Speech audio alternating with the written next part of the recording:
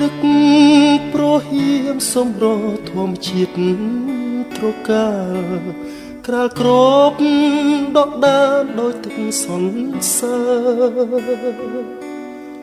ក្លិនផ្កាព្រៃក្រអូបស្រូបគ្រប់ដងហើក្លិនផ្សះផ្សាសន្សើរបេះដូង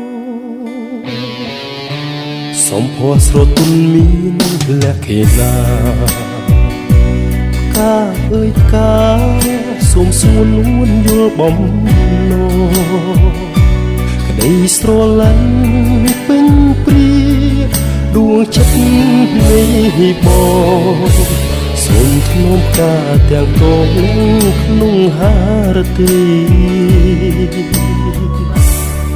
សែនស្នេហ៍បុផាខ្នងព្រៃការមានន័យ